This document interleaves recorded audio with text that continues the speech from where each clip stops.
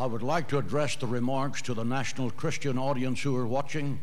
As you can see through the television cameras, this building is packed with people who have come here tonight to express our solidarity with the state of Israel. We have come to express our absolute support for the city of Jerusalem and to say loudly and clearly, Israel, you are not alone.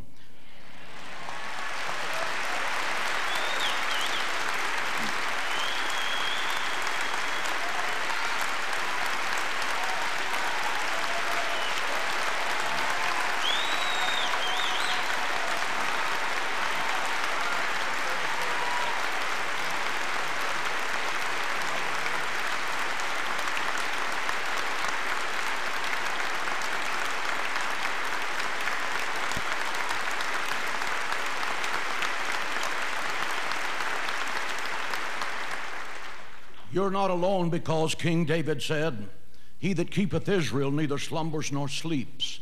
The God of Abraham, Isaac, and Jacob is with you, people of Israel.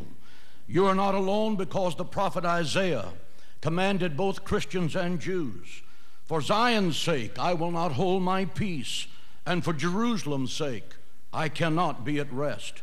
I have set watchmen on your walls, O Jerusalem, who shall never hold their peace day nor night. You who make mention of the Lord, meaning both Christians and Jews, do not keep silent, and give him, meaning God, no rest until he makes Jerusalem the praise of all the earth. Let's cut through the moral fogs and the spiritual twilights and cut through the chase and tell it like it is. The current attacks being made upon the city of Jerusalem is to determine who will control the city of Jerusalem. It's about the right of the Jewish people to exist and to have the right of self-determination. As Christians, we are proud to join together in supporting the continued sovereignty of the state of Israel over the holy city of Jerusalem. We support Israel's efforts to reach reconciliation with its Arab neighbors, but we strongly believe that Jerusalem, or any portion of it, shall not be negotiable in any peace process for any reason, not ever.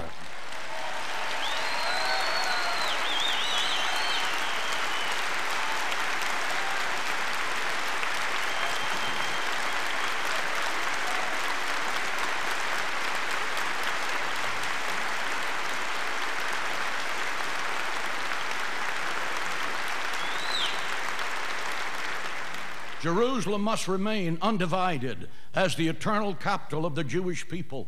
Jerusalem has been the capital of Israel for 3,000 years. It's time for Washington to recognize the fact, and it's time for the PLO and Yasser Arafat to accept the fact. Let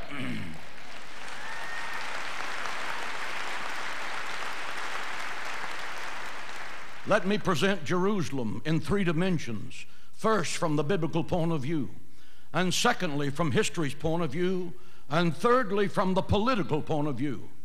First, from the biblical perspective, Jerusalem, Israel, is the only nation that has been created by a sovereign act of God. God said to Abraham in Genesis 13:5, "For all the land you see, I will give it to you and your seed forever." Forever means the 21st century and the 22nd century and every century beyond. The Jewish people have a biblical mandate to possess and build the land. Israel was created by God.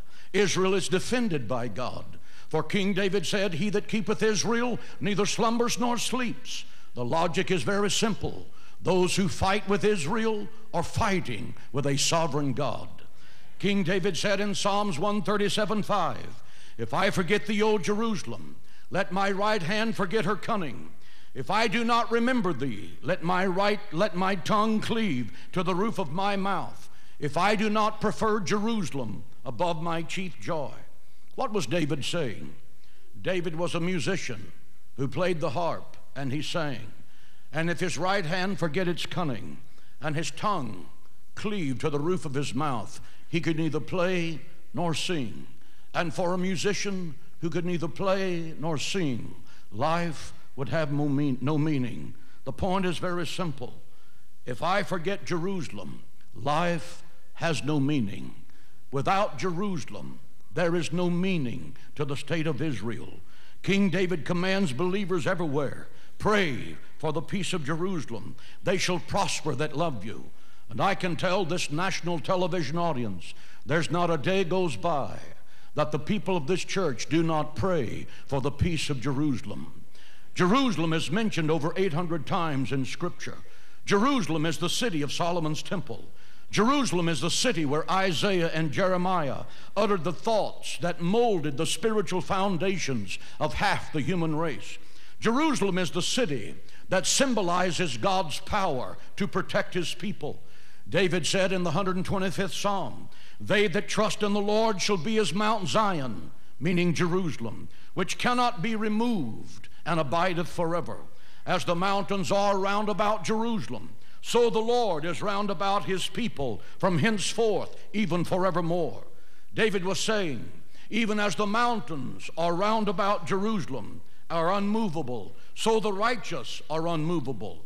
As the mountains around Jerusalem are unshakable, so the righteous are unshakable.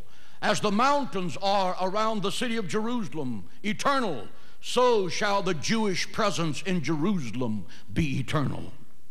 Let me give you Jerusalem from the historical point of view. There are times when the highest intellectual duty is to restate the obvious in the pursuit of truth.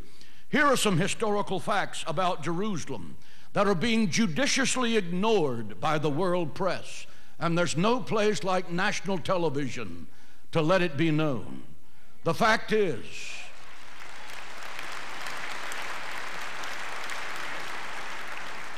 the Jewish claim to Jerusalem is rooted in 3,000 years of history. Jerusalem has been the heart and soul of Jewish consciousness even before King David made it the capital of Israel. The fact, throughout the diaspora, Jerusalem has always remained foremost in the thoughts of the Jewish people as they turn to Zion 3 times each day to pray.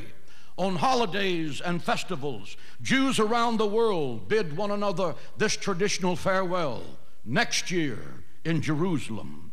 Fact, throughout every period of foreign rule over Jerusalem, beginning with the Roman Empire in 70 AD, followed by the Byzantine Empire and Persia and Arab and Crusaders and Mamluk and the Ottoman Turks, the Jews were persecuted and slaughtered, sold into slavery and subject to exile.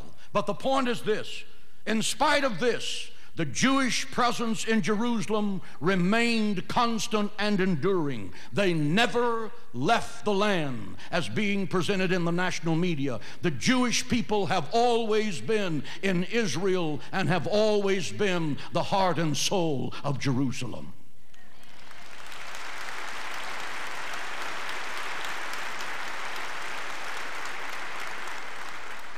Since 1840, the Jews have constituted the largest ethnic group in the city and have held an uninterrupted majority in Jerusalem since 1860.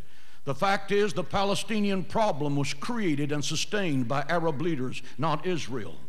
On May 15th, 1948, the day that Israel was reborn as a nation, according to Isaiah 66:8, 5 Arab nations led by Nazis and British military personnel attacked the infant state of Israel in an attempt to slaughter the Jewish people. The Secretary General of the Arab League said, and I quote, "This will be a war of extermination and a momentous massacre which will be spoken of like the Mongolian massacres and the Crusades," end of quote. In 1948, the Arab leadership told the Arabs in Israel to leave their farms and their homes, and when they had driven the Jews into the sea, they could reclaim their property and the Jewish property. The problem is they started a war, and to their shock, they lost that war. The fact is, when you start a war and you lose a war, you must be prepared to live with the consequences of that war. And the consequences of that war were the Palestinian refugees.